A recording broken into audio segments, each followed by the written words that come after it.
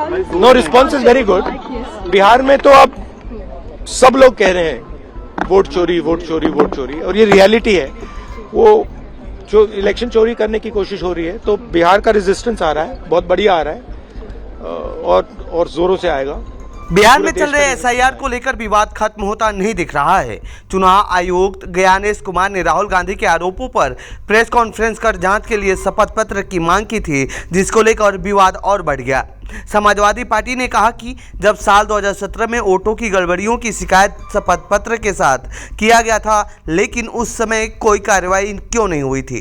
जब ये सवाल चुनाव आयोग से पूछा गया तो आयोग ने बताया कि हमें ऐसा कुछ भी नहीं मिला था जिस पर हम कार्रवाई करें। अब अखिलेश यादव ने एक्स पर पोस्ट कर कहा है कि जो चुनाव आयोग यह कह रहा है कि हमें यूपी में समाजवादी पार्टी द्वारा दिए गए एफिडेविट नहीं मिले हैं, वो हमारे शपथ पत्रों की प्राप्ति के प्रमाण स्वरूप दी गई अपने कार्यालय की पावती को देख लें।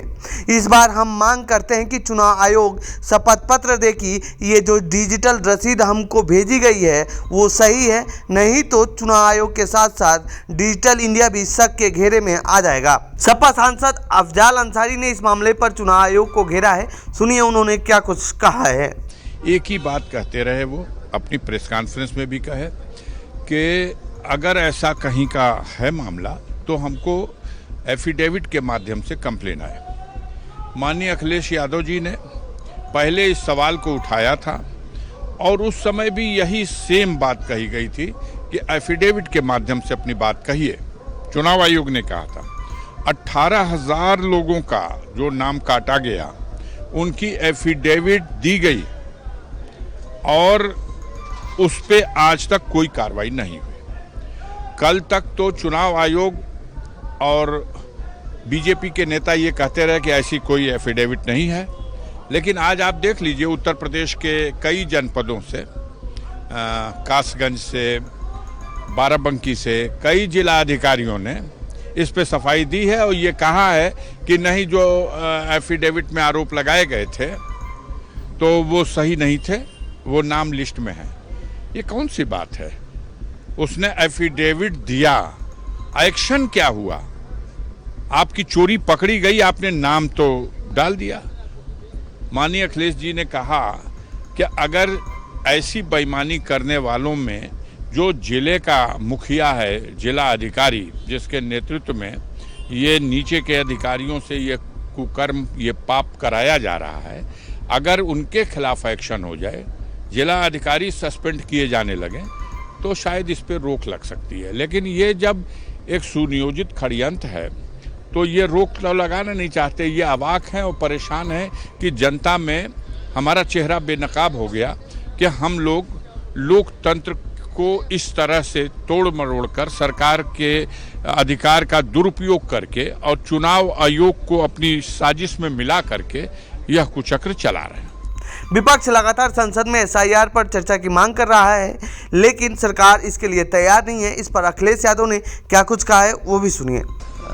जो एसआईआर पर जवाब मिलना चाहिए विपक्ष को, वो सरकार क्यों नहीं दे पा रही है? अगर सरकार को देखना ही है तो एस्ट्रोलॉजी और एस्ट्रोनॉमी दो अलग चीजें हैं। सरकार शायद नक्षत्र देख करके ही एसआईआर पे बात करेगी। हमें उम्मीद है कि अब कई साइंटिस्ट एक्सपर्ट उनके पास होंगे, उनसे राय मशवरा लेकर के शायद नक्षत्रों को देख करके जल्दी बहस शुरू कराएंगे। और उससे भी महत्वपूर्ण सवाल, जब से टैरिफ लगा है, हमारे भदोही के कारपेट से जुड़े हुए सभी कारोबारी संकट में हैं। मुरादाबाद के ब्रास से जुड़े हुए सब कारोबारी संकट में वो भी आ गए। यही नहीं, प्रदेश में बड़े पैमाने पर चीजें एक्सपोर्ट होती थी अमेरिका। आज व्यापारियों की कौन सुन रहा है? उनकी मदद करने के लिए कौन आ रहा है?